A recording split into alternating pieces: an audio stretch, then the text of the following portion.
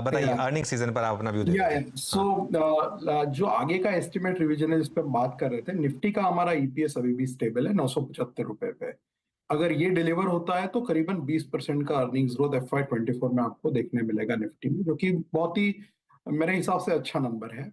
Because आप देखते हैं 2020 से 2024 तक निफ्टी के अर्निंग्स ने 22% का कंपाउंडिंग दे दिया है। जो प्रॉफिट FY20 में निफ्टी का 3,50,000 करोड़ था, वो इस साल 6,65,000 करोड़ हो जाएगा। So that's almost 22% 4 year compounding.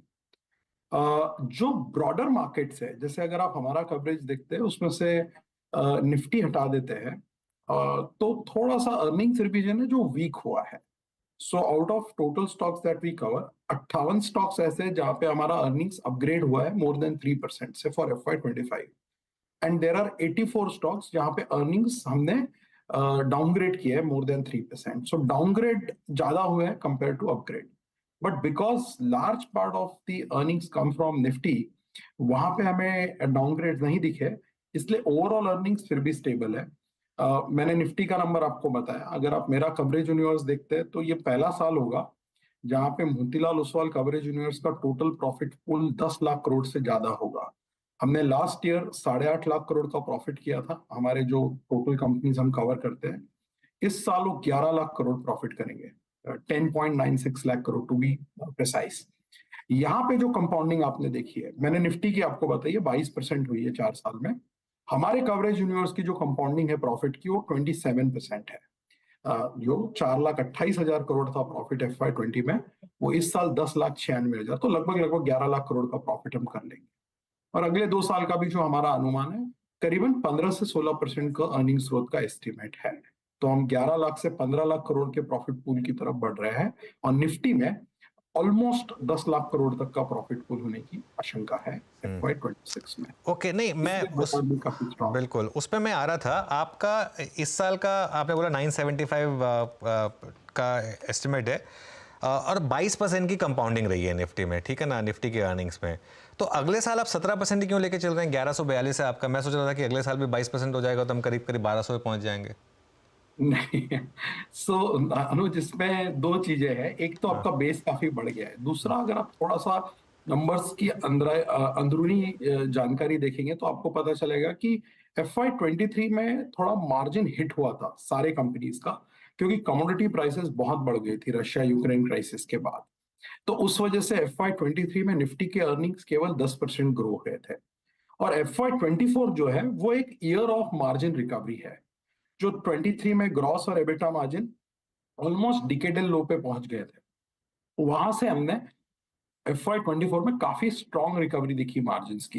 In fact अगर आप देखते हैं FY24 में जो ये करंट ईयर है, top line growth hardly mid single digit रही है, बट अर्निंग्स ग्रोथ काफी स्ट्रॉन्ग है, 20% निफ्टी की, 30% हमारे कवरेज यूनिवर्स की।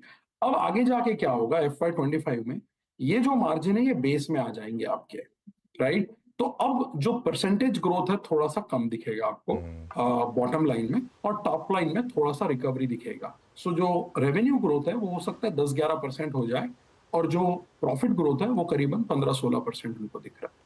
तो मुझे 15-16% भी काफी हेल्दी लगता है, बिकॉज ये काफी बढ़े हुए बेस पे आ रही है। और जो निफ्टी का वैल्यूएशन है वो काफी स्टेडी है, अभी भी 20 टाइम ही हम ट्रेड कर रहे हैं 22,000 पे भी। हालांकि जो हमेशा एक चैटर होता है, डिस्कशन होता है, वो ये होता है कि मार्केट नए हाई पे है, बहुत चल गया है। जब आप इसको नंबर्स के सामने देखते हैं तो ग्रोथ भी उतनी आई है, इसलिए चलने के बावजूद जो मार्केट का पी है काफी स्टेडी है, एटलीस्ट निफ्टी में। ओके, बिल्कुल। अच्छा, मैं देख रहा था कि कौन कौन से स्टॉक्स और सेक्टर्स ने बीट किया, मिस किया। आपके 23 सेक्टर हैं कवरेज में, उसमें आप बोल रहे हैं 6 के नंबर्स अबव एस्टिमेट थे, 10 के नंबर्स इनलाइन थे, और 7 के नंबर्स खराब थे। तो इनलाइन वालों को छोड़ देते हैं, जो अच्छे थे और खराब थे उनमें क्या क्या स्टैंड आउट थे? सबसे बड़ा स्टैंड आउट मुझे दो सेक्टर्स लगते हैं। एक है PSU बैंक्स, जिनके नतीजे हमारे उम्मीद से बेहतर थे, और ये पहला ऐसा क्वार्टर है जहां पे PSU बैंक्स का अर्निंग्स एक्सपेक्टेशन से बेटर आए, जबकि प्राइवेट के थोड़े से क्वालिटेटिवली वीक थे। और ये ऐसा पहला क्वार्टर है जहां पे हमने PSU बैंक्स के नंबर अपग्रेड किए और प्राइवेट बैंक्स के मार्जिनली डाउनग्रेड किए। तो हमारा एस्टिमेट लगभग 4% ग्रोथ का था PSU बैंक्स के अर्निंग्स, 20% ग्रोथ एक्चुअल नंबर आया है। और अक्रॉस द बोर्ड जो 6 पीएसयू बैंक्स हम कवर करते हैं, सबके नतीजे अच्छे थे। दूसरा सेक्टर जो स्टैंड आउट कर रहा है पिछले 4-5 क्वार्टर से, और इस क्वार्टर भी बहुत अच्छे नतीजे थे, वो था ऑटो।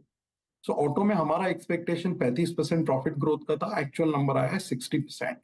और मोर इम्पोर्टेंटली ऑटो में ऐसा है अनुज की ब्रेड तो अर्निंग्स बहुत अच्छा था। जो निफ्टी में जैसे 6 ऑटो कंपनीज है, 6 के 6 नतीजे उम्मीद से बेहतर थे, या एटलीस्ट एक्सपेक्टेशंस मीट किए, कोई भी एस्टिमेट भी मिस नहीं हुआ है। और विद इन निफ्टी, जबकि हमारा ओवरऑल अर्निंग स्टेबल है, बट ऑटो में हमारा अर्निंग 7% से अपग्रेड हुआ है, राइट। तो हम जो कह रहे थे कि FY24 में ऑटो के अर्निंग्स डबल हो गए, अब इस पे हो सकता है FY25 में ग्रोथ 5-6% ही रहेगा, ये हमारा प्रीव्यू के टाइम पे एनालिसिस था। अभी आफ्टर द अर्निंग्स अपग्रेड, वो जो 5-6% का ग्रोथ ऑटो प्रॉफिट में हम FY25 के लेके चल रहे थे, वो अब 11% हो गया है। तो वो एक है। और तीसरा जो सेक्टर जिसके बहुत अच्छे नतीजे थे, वो मेटल्स और ऑयल एंड गैस थे। अभी मेटल्स और ऑयल एंड गैस के नतीजे यूजुअली हमेशा वोलेटाइल होते हैं, बिकॉज ये ग्लोबल सिक्लिकल सेक्टर्स और कमोडिटी है। तो कमोडिटी के प्राइसेस पे इनका जनरली अर्निंग्स परफॉर्मेंस डिपेंड करता है। But for the quarter metals का प्रॉफिट 75% बढ़ा है, हमारा एक्सपेक्टेशन 25% था। और मेटल्स में भी हमने देखा है, चाहे टाटा स्टील हो, NMDC हो, या कोल इंडिया हो, इनके सबके नतीजे उम्मीद से बेहतर थे। एंड ऑयल एंड गैस के एक्सपेक्टेशन से बेटर होने का रीजन एक था OMC, जहां पे performance for companies like IOCL was far ahead of expectation. तो उसके वजह से थोड़ा सा वोलेटिलिटी हमेशा दोनों साइड, ऊपर में भी और नीचे में भी ज्यादा होता है। और जो खराब आए इसमें मैं जो पॉइंट आउट करना चाहूंगा, वो एक है आईटी के। हालांकि आईटी ऑल्सो म्यूटेड एक्सपेक्टेशंस थे हमारे, वो उन्होंने मीट किए फ्लैट अर्निंग्स का। बट हाँ, जब आप पूरा स्पेक्ट्रम देखते हैं कॉर्पोरेट परफॉर्मेंस का, अर्निंग्स का, तो उसमें आईटी थोड़ा सा वीक दिखता है। और दूसरा कंजम्पशन, कंजम्पशन में आप स्टैटिस्टिकली मत देखिए, क्योंकि स्टैटिस्टिकली अगर आप देखने जाओगे तो आपको लगेगा नंबर तो उम्मीद से बेहतर है, क्योंकि 10% ग्रोथ का एक्सपेक्टेशन था, 14 आया है। बट प्रॉब्लम वहां पे है डिमांड का right now, specially in low ticket mass consumer staple companies. तो वो एक मैं मानूंगा कि एक वीक नतीजे थे। ओके।